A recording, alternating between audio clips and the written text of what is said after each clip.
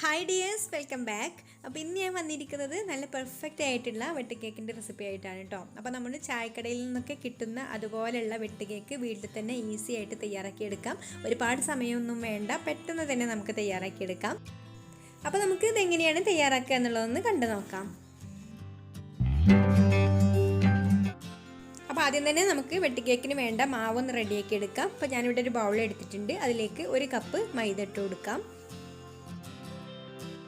ഇതിലേക്കൊരു 1/4 കപ്പ് റവ കൂടി ചേർത്ത് കൊടുക്കാം. അപ്പോൾ ഈ റവ ചേർത്ത് കൊടുക്കൽ നിർബന്ധമാണ് കേട്ടോ, എന്നാലുള്ള നമുക്ക് ആ ചായക്കടയിലെ ആ ഒരു കേക്കിൻ്റെ രൂപത്തിൽ കിട്ടുള്ളൂ. പിന്നെ നമുക്കിതിലേക്കൊരു 1/4 ടീസ്പൂൺ ഉപ്പും കൂടി ചേർത്ത് കൊടുക്കാം. ഇനി നല്ലൊരു ഫ്ലേവർ കിട്ടാൻ വേണ്ടിയിട്ട് 1/4 ടീസ്പൂൺ ഏലക്കാപ്പൊടി കൂടെ ചേർത്ത് കൊടുക്കുന്നുണ്ട്. പിന്നെ ഒരു 1/4 ടീസ്പൂൺ ബേക്കിംഗ് സോഡ കൂടെ ചേർത്ത് കൊടുക്കാം.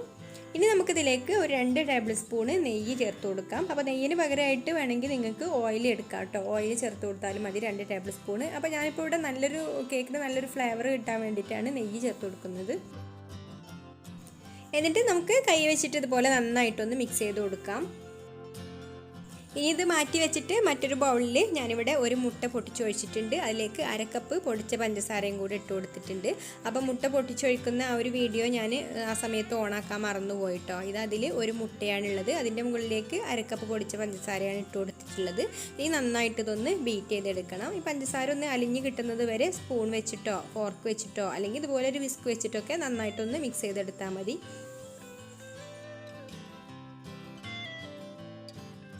ഇനി നമ്മളിതിലേക്ക് നല്ലൊരു കളർ കിട്ടാൻ വേണ്ടിയിട്ട് അല്പം യെല്ലോ ഫുഡ് കളറും കൂടി ചേർത്ത് കൊടുക്കുന്നുണ്ട് കേട്ടോ. അപ്പോൾ ഇത് ജെൽ കളർ ആയതുകൊണ്ട് ഞാൻ ഒരു ഡ്രോപ്പ് മാത്രമേ ചേർത്ത് കൊടുത്തിട്ടുള്ളൂ. നിങ്ങൾക്കിത് പകരമായിട്ട് കളറില്ലെങ്കിൽ വേണമെങ്കിൽ മഞ്ഞൾപ്പൊടി ചേർത്ത് കൊടുത്താലും മതി. അപ്പോൾ ഞാൻ കളർ ഉണ്ടായതുകൊണ്ട് അത് ചേർത്ത് കൊടുത്തു എന്ന് മാത്രം. ഇനി നന്നായിട്ടൊന്ന് മിക്സ് ചെയ്തെടുക്കുക. എന്നിട്ട് നമുക്ക് നമ്മൾ നേരത്തെ മിക്സ് ചെയ്ത് വെച്ചിട്ടുള്ള ആ പൊടിയിലേക്ക് ചേർത്ത് കൊടുക്കാം. അപ്പോൾ ഞാനിത് മുഴുവനായിട്ട് തന്നെ ചേർത്ത് കൊടുത്തിട്ടുണ്ട് കേട്ടോ. ഇനി നമുക്ക് കുഴച്ച് നോക്കിയിട്ട് വേണമെങ്കിൽ പൊടി എക്സ്ട്രാ ചേർത്ത് കൊടുക്കാം. ഇനി ഇത് നന്നായിട്ടൊന്ന് കുഴച്ചെടുക്കാം. നല്ല ടൈറ്റായിട്ട് കുഴച്ചെടുക്കണം കേട്ടോ, ലൂസ് ആവാൻ പാടില്ല. ലൂസ് ആവുകയാണെങ്കിൽ നമുക്കിതിലേക്ക് പൊടി ചേർത്ത് കൊടുക്കാം. ഇപ്പം നമ്മൾ മാവ് കുഴച്ചെടുത്തപ്പോൾ കുറച്ച് ലൂസായിട്ടാണ് ഇരിക്കുന്നത്. അപ്പോൾ ഞാനിതിലേക്കൊരു 1/4 കപ്പ് മൈദയും 1 ടീസ്പൂണ് റവയും കൂടി ചേർത്ത് കൊടുക്കുന്നുണ്ട്. അപ്പോൾ കറക്റ്റായിട്ട് വന്നിട്ടുണ്ട്. അപ്പോൾ മുട്ടയുടെ വലിപ്പത്തിനനുസരിച്ചൊക്കെ ചെറിയ മാറ്റങ്ങളൊക്കെ ഉണ്ടാവും. അപ്പോൾ നിങ്ങളത് നോക്കിയിട്ട് പൊടി വേണമെങ്കിൽ എക്സ്ട്രാ ചേർത്ത് കൊടുത്താൽ മതി. ഇനി നന്നായിട്ട് ഇതൊന്ന് കുഴച്ചെടുക്കാം. അപ്പോൾ അതാ നമ്മൾ മാവ് ഇവിടെ നന്നായിട്ട് കുഴച്ചെടുത്തിട്ടുണ്ട് കേട്ടോ. അപ്പോൾ കറക്റ്റായിട്ട് തന്നെ വന്നിട്ടുണ്ട്. ഇനി കൗണ്ടർ ടോപ്പിൽ അല്പം പൊടി ഇട്ട് കൊടുത്ത ശേഷം ഇതുപോലെ ഒന്നും കൂടി കുഴച്ചെടുത്തിട്ട് നമുക്ക് ഇതൊന്ന് പരത്തിയെടുക്കാം. അപ്പോൾ കുറച്ച് കട്ടിയിൽ വേണം പരത്തിയെടുക്കാൻ.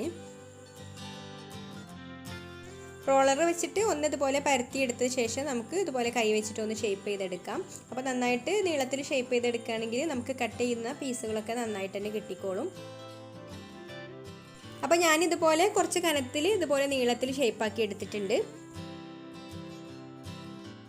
അപ്പോൾ ഞാൻ ഒരു കട്ടുള്ള വെട്ട് കേക്കാണ് കേട്ടോ തയ്യാറാക്കുന്നത്. അപ്പോൾ ഞാൻ ഈ ഒരു ഷേപ്പിലാണ് കട്ട് ചെയ്തെടുക്കുന്നത്. അപ്പോൾ നിങ്ങൾക്ക് ചതുരത്തിൽ കട്ട് ചെയ്തെടുക്കുകയാണെന്നുണ്ടെങ്കിൽ 4 കട്ട് കൊടുത്തിട്ടുള്ള അതുപോലെയുള്ള വെട്ട് കേക്കും തയ്യാറാക്കിയെടുക്കാം. ഇനി ഓരോ പീസ് എടുത്തിട്ടും ഇതുപോലെ സൈഡിലൊരു കട്ട് കൊടുക്കുക. അപ്പോൾ ഈ ഒരു ഷേപ്പിലുള്ള വെട്ട് കേക്കാണ് കേട്ടോ ഞാൻ തയ്യാറാക്കുന്നത്.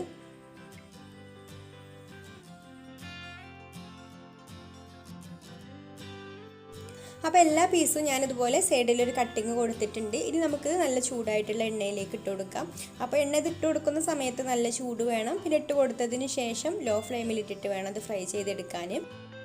അല്ലെങ്കിൽ പെട്ടെന്ന് തന്നെ ഇതിൻ്റെ പുറം ഭാഗമൊക്കെ ബ്രൗൺ കളറായിട്ട് വരികയും ചെയ്യും, അകത്ത് വേവില്ല. അപ്പോൾ ഉള്ളിൽ നന്നായിട്ട് വേവാൻ വേണ്ടിയിട്ട് ഒരു ലോ മീഡിയം ഫ്ലെയിമിൽ ഇട്ടിട്ട് ഫ്രൈ ചെയ്തെടുത്താൽ മതി.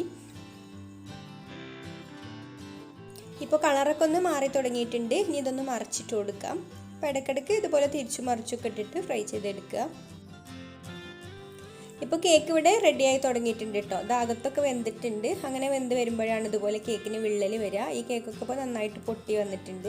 ഇനി ഒന്ന് ഹൈ ഫ്ലെയിമിൽ ഇട്ടിട്ട് നന്നായിട്ടൊന്ന് കുറച്ചും കൂടെ കളർ മാറിക്കഴിഞ്ഞാൽ നമുക്ക് കോരിയെടുക്കാം.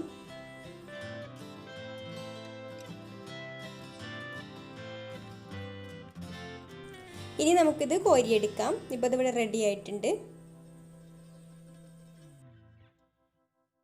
അപ്പോൾ നമ്മുടെ ചായക്കടയിലൊക്കെ കിട്ടുന്ന അതേ സ്റ്റൈലിലുള്ള വെട്ട് കേക്ക് ഇവിടെ റെഡി ആയിട്ടുണ്ട്. അപ്പോൾ എല്ലാവർക്കും ഈ ഒരു റെസിപ്പി ഇഷ്ടമായിട്ടുണ്ടാവും എന്ന് വിചാരിക്കുന്നു. ഇഷ്ടമായിട്ടുണ്ടെങ്കിൽ ഒന്ന് ലൈക്ക് ചെയ്യുക, അതുപോലെ ഷെയർ ചെയ്യുക, നിങ്ങളുടെ അഭിപ്രായങ്ങളൊക്കെ കമൻറ്റ് ചെയ്യുക. പിന്നെ എൻ്റെ ചാനൽ സബ്സ്ക്രൈബ് ചെയ്യാത്തവരാണെങ്കിൽ ഒന്ന് സബ്സ്ക്രൈബ് കൂടെ ചെയ്ത് സപ്പോർട്ട് ചെയ്യണേ. അപ്പോൾ ഇനി മറ്റൊരു നല്ല റെസിപ്പിയുമായിട്ട് അടുത്ത വീഡിയോയിൽ കാണാം. താങ്ക്